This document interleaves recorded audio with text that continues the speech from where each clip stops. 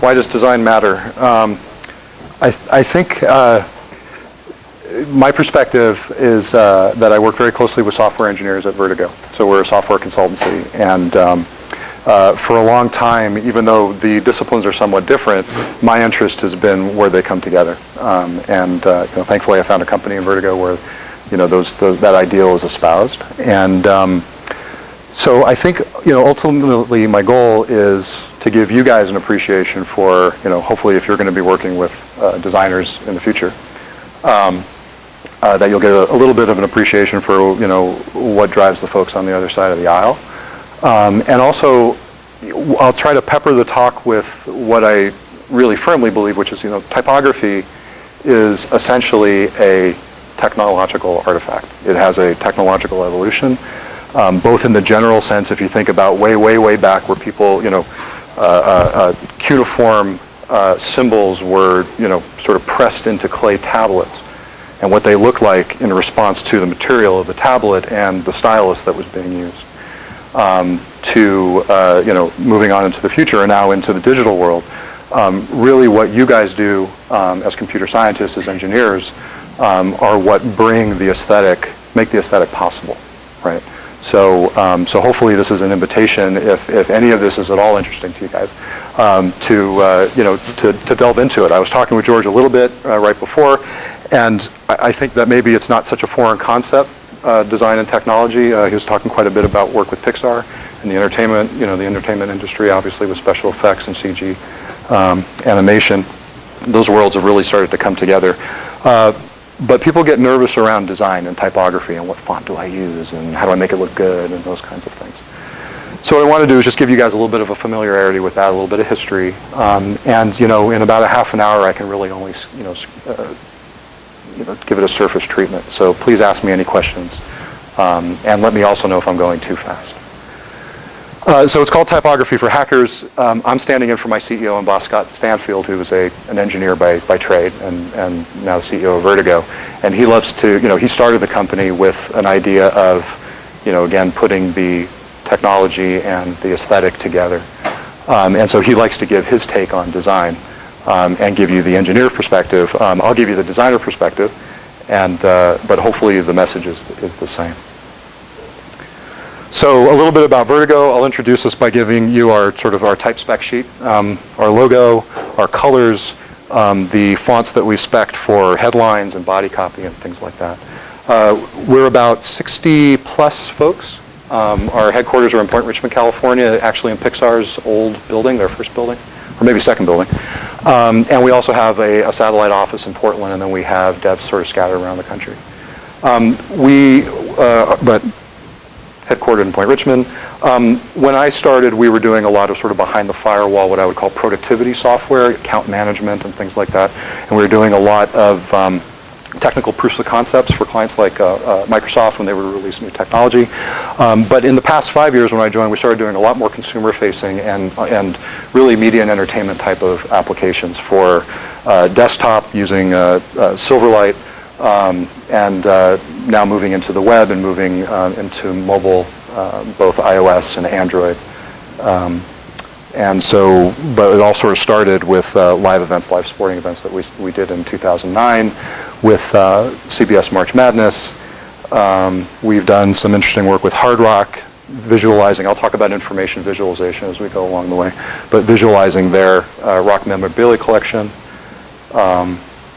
We did Sunday Night Football. We did almost every sporting event there is televised in terms of live internet broadcasts, including 2010 Winter Games, and other fun stuff. So we're now doing a lot of work with on the Xbox platform, again, as well as iOS and Android.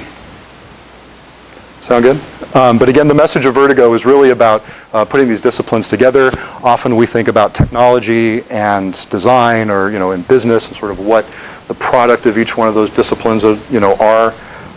We like to think about what happens when they come together. So it's less about I do wireframes and you do code, but more about we have common goals around performance, simplicity, consistency, usability, those kinds of things. Okay. And so that's sort of my first goal, is to get you guys a flavor of what engineering and design are like together. So where does typography come in? Well, my road personally, I was interested first in fine art and actually traditional animation. I switched in my undergraduate years at UCLA over to English literature. I don't know why, but I had a specific interest in medieval literature, and I think it was the illuminated manuscripts and the art side of things that got me interested in that. And I hooked up with my advisor. All his work was on narrative and imagery, and he would talk a lot about stained glass and illuminated manuscripts and things like that, and talk about what the symbolism of the images meant to the people who would come in contact with them. And words and pictures are really the stock and trade of the graphic designer. So that quickly led me out of literature and out of art and into what I thought was a great combination of graphic design. So what is typography, though? So it's the words of the words and pictures. What most people tend to think about nowadays is its font choice. What font do I pick, right? And I brought along this to show you that you have quite a few options. There are a bazillion fonts out there. Thankfully, they sort of get grouped into different families, so your choices aren't really all that. You can simplify them down, and we've got some cultural and some aesthetic sort of commonalities that simplify the choices too. So you wouldn't really want to see that. At the same time, you wouldn't want to see a beautiful line of Shakespeare, in red hot bold type. So there are some cultural norms around how what typography brings to language and the visual depiction of language. But font choice is really only one aspect. I'll get onto the other aspects, but let's talk a little bit about history. We often look at Roman letter forms. We have a Roman alphabet, and we look at we often point to the Trajan column, 113 AD in Rome, as being the almost the epitome of the Roman style of letter form depiction. So they had an all caps alphabet for the most part. Here I'll bring a little bit of the technical. Let's say that the aesthetics of these letter forms are in part driven by the tool, the chisel. And so these are called serifs. So if you guys know sans serif and serif, you guys are familiar with that stuff. So the serifs originally come from where I put the chisel, what the effect of the chisel on that stone is, and how I start that stroke. So this first instance, we're the sort of the but we recognize these. This is sort of the first depiction of the Roman alphabet that we can recognize what we're still using. Printing and typography. Typography is really it is not so much type design and letter form design, but it's more about the composition of those letter forms into things like sentences and headlines and paragraphs and that kind of thing. And it's also specifically, I think the lines are blurred now with digital, but it's also specifically about type. It's not calligraphy, it's not lettering, it's not sign painting that people do beautiful work on glass and storefronts and things like that. It's type that gets reused, reset, and is very mobile in that regard. And it is a reproduction, sort of oriented technology, right? So Gutenberg's Bible, 1455, is really the first Western, the classic Western sort of birth of typography, typesetting, and that kind of thing. But you'll notice that the style is very different from the Roman, right? So let's talk a little bit about the evolution and how it might have gotten there. So the Roman alphabet, very sort of vertical, all capital letters, has an interesting transformation into this sort of very heavy Germanic sort of calligraphic script that we see here. This family of typefaces, as they've evolved, are called grotesques. And you'll recognize it from religious texts and some other examples. But really there's an interesting evolution from the Roman characters, so there's Trajan column in the alphabet up there. As it gets, so not everybody wrote with chisels on stone, right? Romans wrote with pen and ink on papyrus. And that second line, the rustic, is sort of the translation, the handwritten translation of those letter forms. As, again, technology, as Papyrus, which is rough and has, a bunch of, basically fibers, rough fibers from plants, with lots of breaks and things that are going to mess up your pen.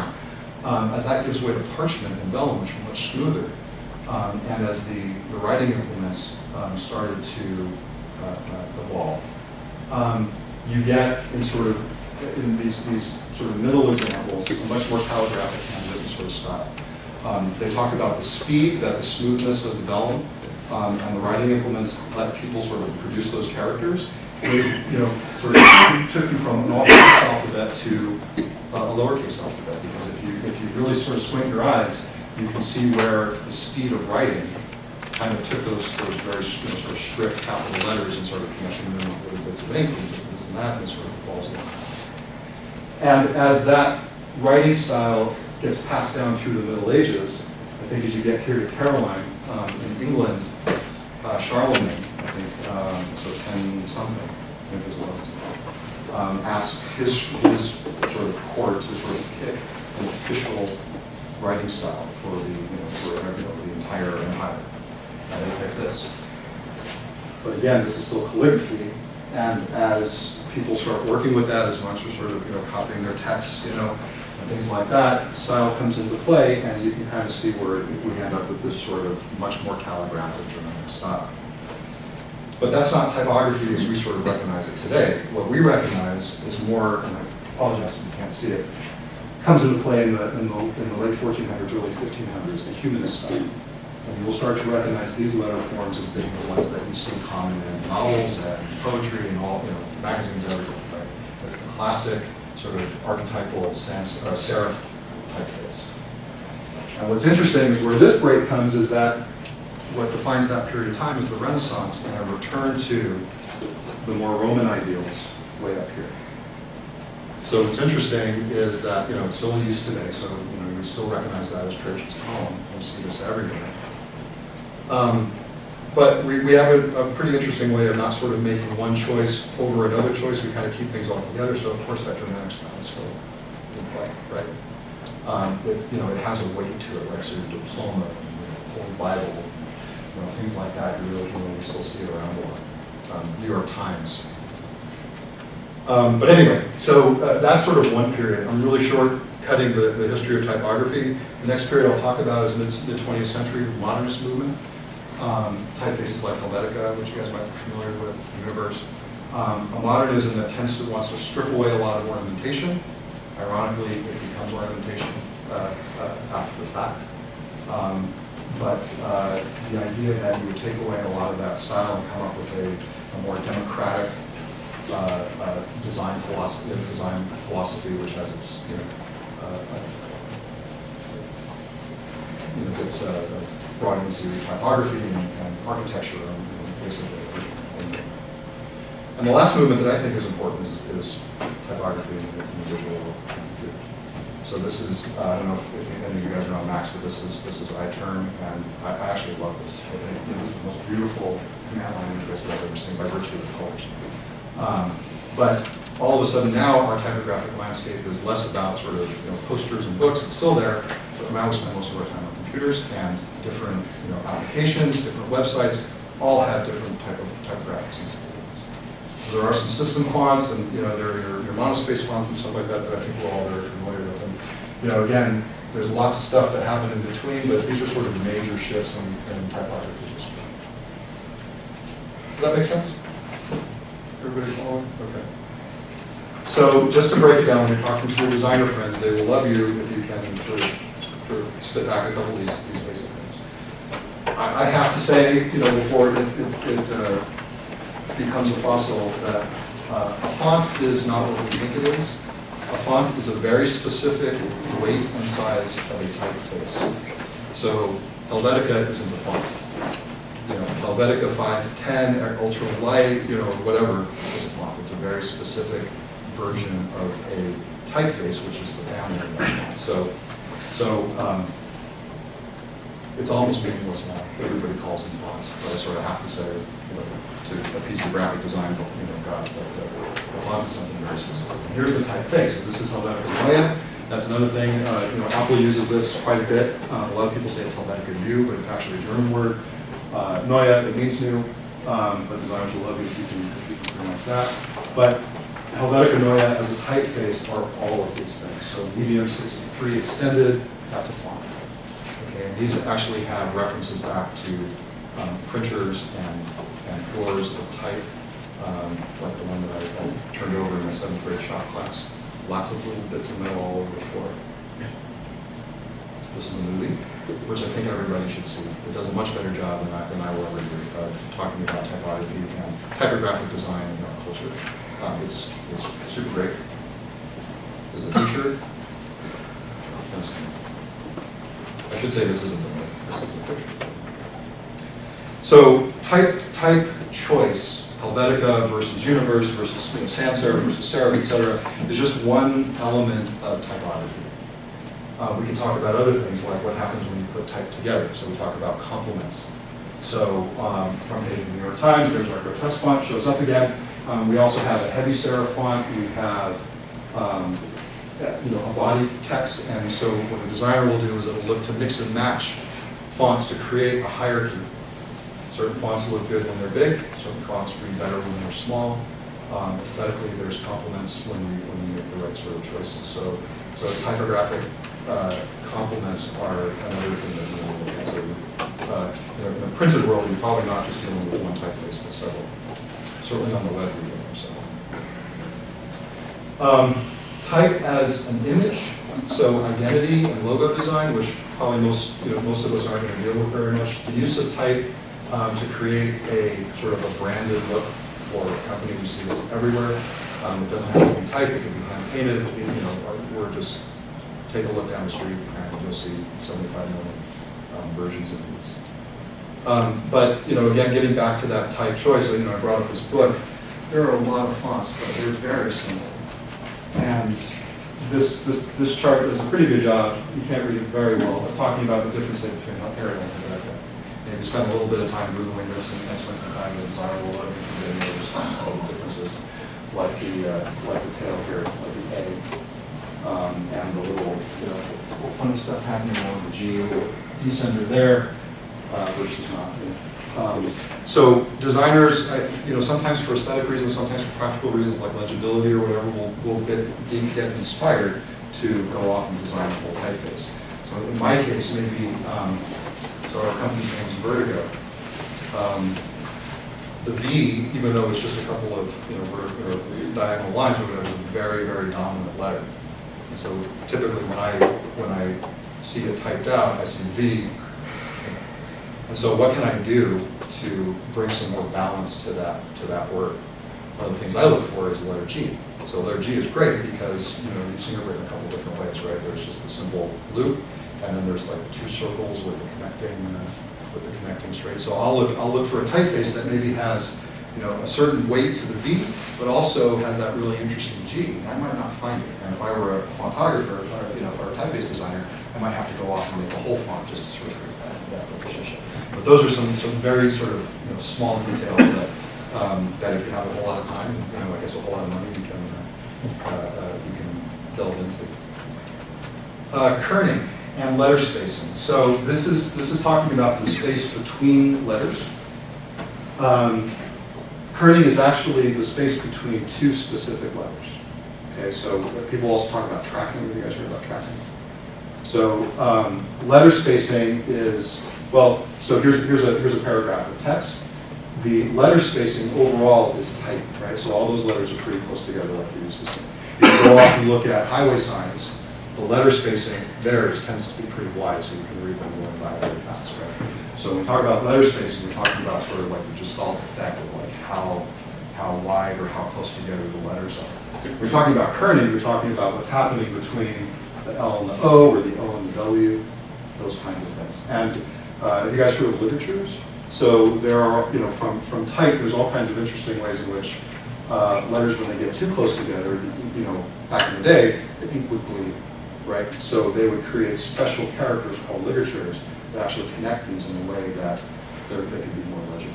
So again, technology coming into play, right? So the serifs that were once the chisel on the stone have evolved really specifically so that the print would be as high fidelity as possible. So the ink would tend to pool in these little angles. It was hard to get a straight line. So you would get these sort of curves, and those curves were designed to minimize the bleed of the ink. And these ligatures were designed to minimize the bleed of the ink and let the letters sort of maintain their fidelity. So one of the things about going to design, so all this stuff is like, I really would love to give you guys the exercise of going and trying to letter space out a simple sort of long word like a refrigerator, and you can see where it gets really hard. What happens between a G and an R is very different what happens between an O and a T or whatever. And you know, all of that stuff in balance, if you're sort of doing a business card or something, you know, very fine piece of typography is really a challenge. One of the evils of that is then you can't help but look at bad letter spacing and bad kerning everywhere around us. So this is a cartoon you're looking at city offices, like, you know, Safeway's a great example. Safeway does a terrible job of letter spacing out the words. If you look at it very closely, you can see there's a lot of imbalance. The FedEx logo that everybody's familiar with, the arrow in between the, you know, inside the letters, they do a terrible job of sort of, they have to futz with those letters to get that arrow looking right. And as a result, they really screwed up how the type baselines. And so if you look at that lower edge, you see all kinds of weird blobs and stuff like that that you don't want to see. And so once you start getting into this stuff and get that detail, then you notice mistakes.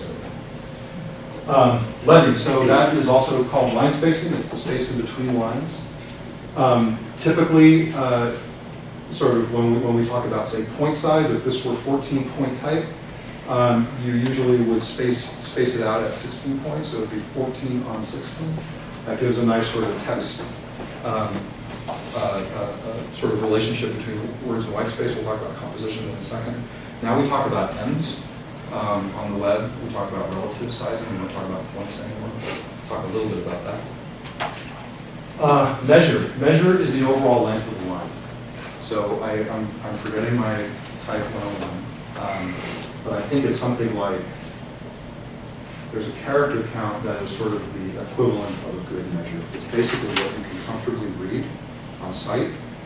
When something gets very long, it becomes hard to read. When something is very short, it becomes hard to read. So the measure is the overall length of the line. We can also talk about things like ragged, this is called ragged right, where you have ideally these sort of alternating lengths, little jagged alternating lengths like a half of a zipper. It's good for text. You know, you often see people will sort of block, you know, newspapers with words. They'll sort of fill out the edges of the type, and then you'll see all these strange spaces in between because they get those letters lined up on the edges. Sorry. They have to create those spaces. Those are called rivers. But what's interesting in this example, and I'll talk a little bit about sort of what's happening now with the sort of, you know, landscape of different devices and different sort of reading environments that we have right now, that this is technically a bad measure if you compare it to a book.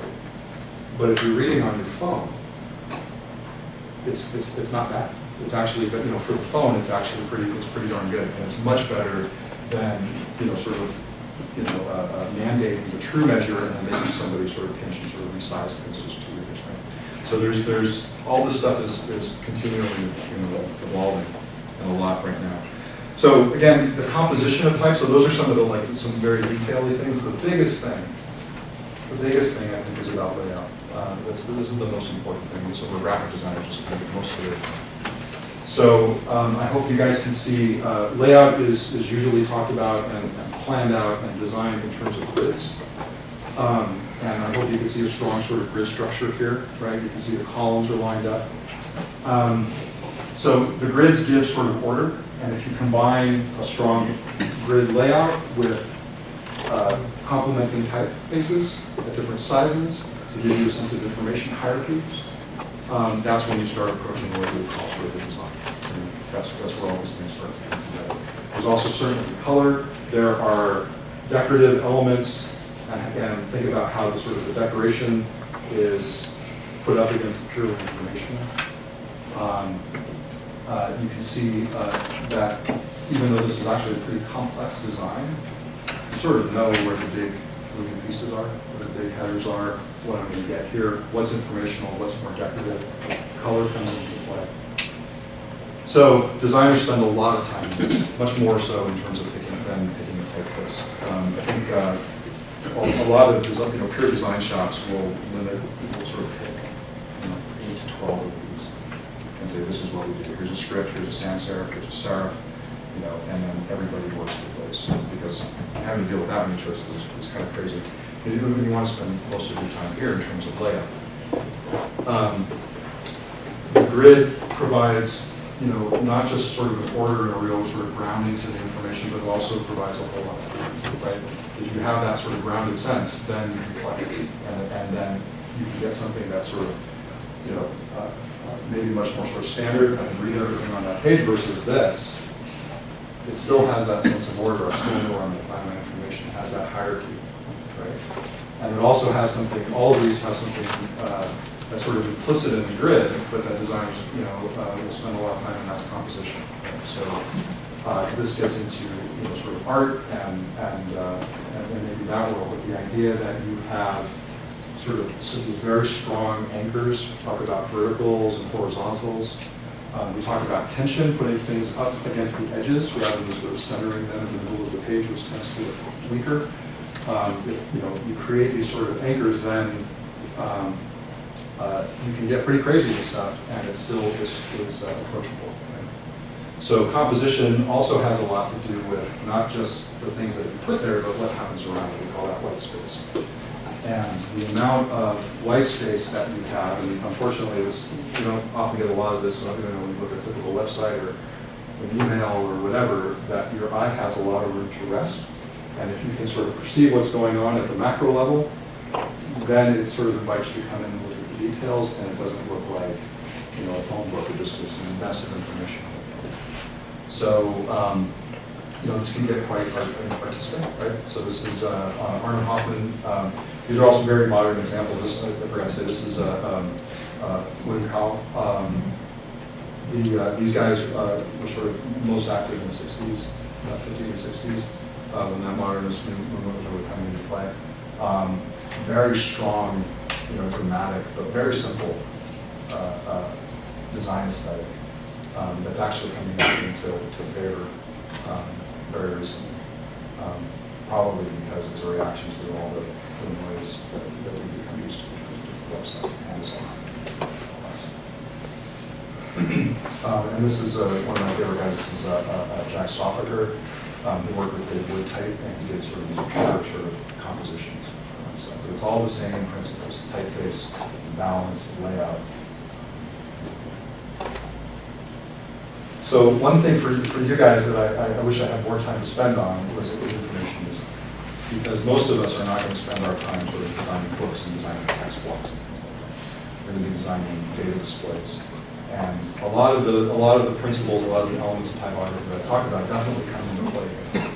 But it's almost a whole different thing. It's nice to actually just talk about text, and headlines and things like that. Because when you're trying to come up with information design that's going to communicate something very urgent to people and affect their decision making and things like that, it sort of takes it up a level. So one guy that I would encourage you to read and see if you can is Edward Tufte. I don't know if you've heard about him. But he's got about 3 books out, and he does a wonderful job sort of exploring information design and typography. He has a wonderful example all around the Challenger accident, and both with basically how the mess that NASA made of the sort of inquiries or the investigation into what caused the accident, and their massive sort of PowerPoint decks and data and whatever, so all typographic, right, all information, and how it thoroughly confused people, and actually how it confused people to actually launch the show in the first place, as opposed to not because of the risk. And he also talks about this sort of the beautiful moment of like getting something like what you're finding and to figure out what happened and to be able to describe what happened to the house or whatever committee was listed. So the power of information design, and the same thing around typography, around layout, around information hierarchies and everything. So we're thinking about your displaying data. Think back to that iTurn example. A lot of this stuff comes into play. And it's where I love to spend most of my time, actually. So that's a whole other. Okay, so I want to return to this idea that typography is essentially technical. And again, it's an invitation to you guys that this is all interesting. Just like you are powering, the entertainment industry, you can also empower, sort of power graphic design, the design study. Again, typography, if you think about it, it is, anything, like in the broadest sense, anything that we can't do with our own bodies or whatever is tools and maybe the ways that we sort of extend. Typography is sort of a product of chisels and stone to metal type and wood type. I think for a brief period of time it was actually a photographic process into the digital process. This is sort of somewhere in between. This is Linotype. There's another movie that just came out, another doc called Linotype that I encourage you guys all to watch.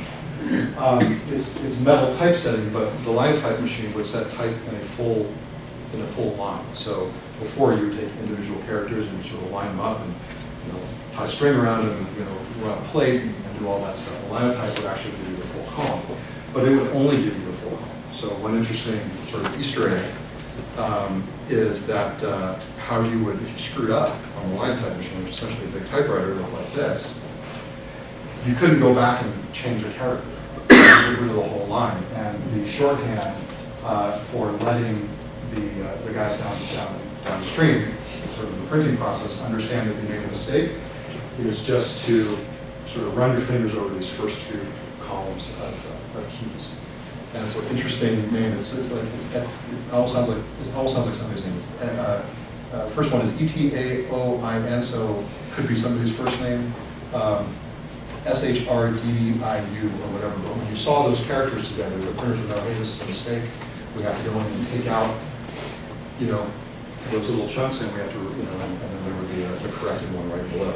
Well, sometimes it would be a mistake, and these guys would show up. Actually, so if you Google this, you will find lots of examples of where that sort of shows up, and that's just a mistake that got, that made it into the file, like any other sort of type. But this is sort of in this case maybe it's more mechanical, but this is the engineering hand, in the whole process. I love this game. So I mean, this used to mean just it's on a computer. This is what we can do as far as creating letters on the computer. If you think back to and now it goes much farther. It's an aesthetic choice. And in fact, this game, I don't know how they do it, but this game is in the collection of the Museum of Modern Art in New York. I don't know if that means they have screenshots or they somehow have the code or which version they have or whatever. But at some point, this was purely a technical solution. This is the best we can do, and now all of a sudden it's become an aesthetic choice that I can use a typeface that mimics that as opposed to using something else in my design. But really, where this lands maybe more logically where we're all at is that all of this stuff around design typography that I've been talking about, it's all essentially about sort of creating order and having some control over the way that something looks. And if you think about a page or a poster or even a sort of a more old school website, you could have that control. A designer would expect that control. About being able to say where the margins are and how tall something is and what the colors are. And really you just sort of, at one point in time, the variables would be something like, well, did the print run get messed up and did the colors blue? Or is there a typo in the final thing or whatever, pretty controlled circumstance. But now, again, with coming up with designs, user interfaces, or information displays that are supposed to work, on a phone as well as on a television, with a minimum of rework and redoing, and we're dealing with that a lot. We, have to design somebody's Android app and their iOS version and their website, now we have sort of a sense of how to make designs more responsive. And a lot of that control has been sort of configured, right? So it's no longer about, I know exactly what my margins are going to be, whatever, but I can design how these pieces sort of start to move and how they change with the different output, right? The different processes of movement. But this is an example of where I think it plays into what we do as designers, which is that has to be possible for me to do. And it's engineers that make this possible in the same way the engineers make hair look natural and, in the gray, right? So a lot of the, and on top of that, the resolution of the hardware and the ability, like right now, I think there's sort of a renaissance in, back to, book-face type, right? Getting back to sort of humanist, old-style type, because now our screens it looks halfway decent, right? on a retina display. I get, a certain amount of resolution where this looks good. Not only that, but it looks simple. So this is Oliver Reichstein. His company's called Information Architects, and he's a web designer. And his sort of mantra is, absolute simplicity, because you can't really design, really well for all of these things unless you sort of take it back down to basics, right? So he's a designer, and so you expect to see, crazy colors and lots of imagery and lots of type and whatever, but he takes it right down to this. And it's beautiful. So, but again, it's the technology that lets this look beautiful. 5-7 years ago, this would look terrible. There's also web fonts, which bring a lot of choice, but and that's still early, but that's going to develop too. So these are ways in which I think designers and developers work together on how to set up, what's possible, right? Not just how do you build the app, the right app for your client or whatever, but really like what tools and what opportunities do you have available to you. And how do you sort of move between those opportunities and then the constraints of a small device or multiple devices or something. That kind of decision making is something that we work on together.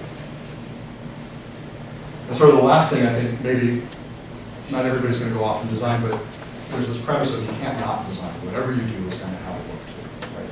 Whether you sort of pick Keynote's default chart style, that they've got the crazy one that looks like wood, wood slats for your bar charts, or you pick or you pick a typeface in your Microsoft Word or whatever. It's going to have a look to it at the end of the day. And so hopefully some of these elements, at least looking for them, might sort of come into your vocabulary a little bit and help you make some of those choices.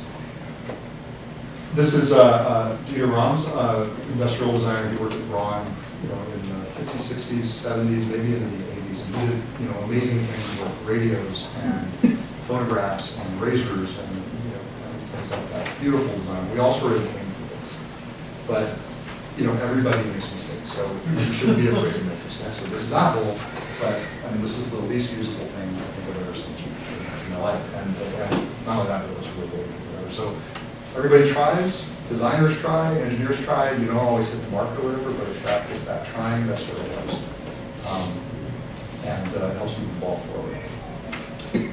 So Scott would like to give you some tips, so you can copy these down. This is sort of getting back to this kind of thing, like, okay, well, how do I, if I can't not design, how do I do some things that just sort of keep it really simple and keep it legible? So there's always a tip slide. So Georgia's system font, it's a serif for body text. That's really great. I mentioned, we used to talk about point size. 16 point, it turns out, is a nice legible size on devices, as well as on desktops. If you're talking about M's, that's that would be your M, 1M, and 1.5 M for your letter spacing or your leg.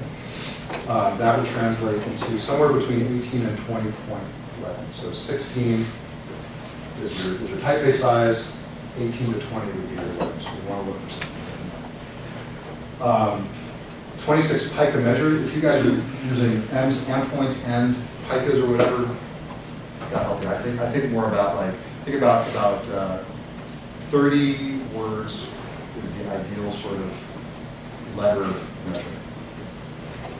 Half of me wants to say don't even pay attention to that one because you're dealing with devices and stuff like that. Set in off black. So one of the things on screens is that black looks really harsh. If you take it down a notch or two to a very, very dark gray, it becomes a lot more legible. In the same way, you can experiment with off whites too to sort of calm the UI down.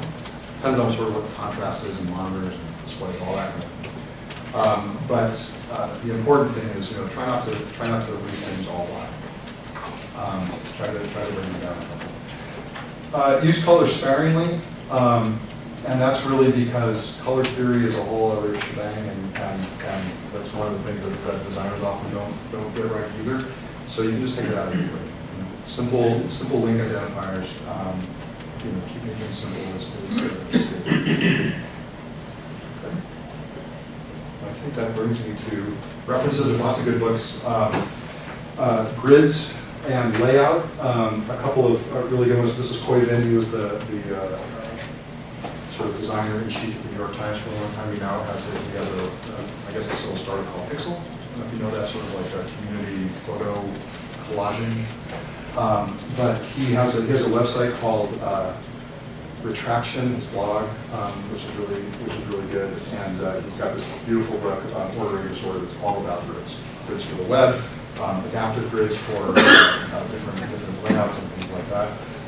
Really, Alon's book, Grid Systems, has some great exercises in it if you want to try it.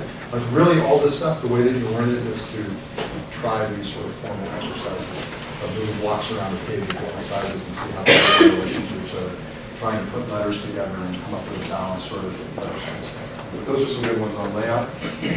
Design for Hackers is probably more along the lines of what Scott would talk about in terms of how to bring some of these simple principles into your work as engineers.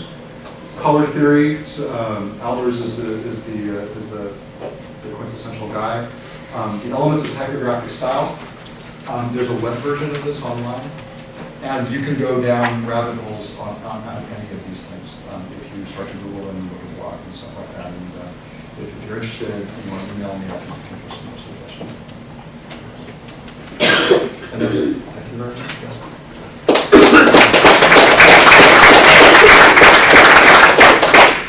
Any time for some questions?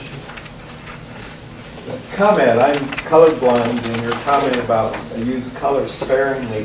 Years ago, I went to a physics colloquium talk here, and the speaker had picked colors that apparently are supposed to give almost a three-dimensional look. I got nauseous, and I had to leave. Yeah, so there's lots of, if you go through the Albert stuff, there's lots of great illustrations along those ways. I'm not colorblind, but I have a lazy muscle, and so those puzzles where the Magic Eye ones where you're supposed to be able to form a 3D object, like I can never do that. 3D movies half the time don't work for me. So another guy I love to read on that level is Oliver Sacks. I don't know if you guys are familiar with his stuff, but he's a neuropsychologist, neurologist, and he has great sort of character studies that he turns into almost literature that have to deal with perceptual psychology and sort of what happens to people when things go wrong in the brain around vision and color and sound and things like that. Very fascinating. It's also cultural too, so you're getting the physiology out of it. Red is a color that is very interesting when you look at it across cultures. It's a celebratory color in China. For us, sometimes it can mean danger or stop or alert. Other things, visual, maybe more with symbols. Japanese have a very hard time with body parts. We often see icons that have just an eye or just a hand. That becomes very uncomfortable for Japanese folks to look at. What's legible to us? So we see that really heavy Gothic German style of script. German newspapers had that, not just the headlines, but the body text. Stuff was written in a typeset in that font, well into the 20th century. And culturally, if you're brought up with it, it becomes legible. And for us, it's not. But what's interesting is that it also still has meaning for us. Again, like the diploma, it has a weight to it that we take sort of very seriously in the news. The only newspaper that I think that significantly doesn't use it is USA Today. I don't know if you guys have seen the redesign of USA Today with the big white ball and the box, or it looks terrible. So even though I would say that I love that old style script font, it certainly looks better. Any other questions or questions? Yes. What was the name of that game you were showing us? Cannibalt. It's like $2, and it's awesome. You're basically a little guy that's running. It's also like Blade Runner. You're running along the tops of buildings as they start to crumble around you.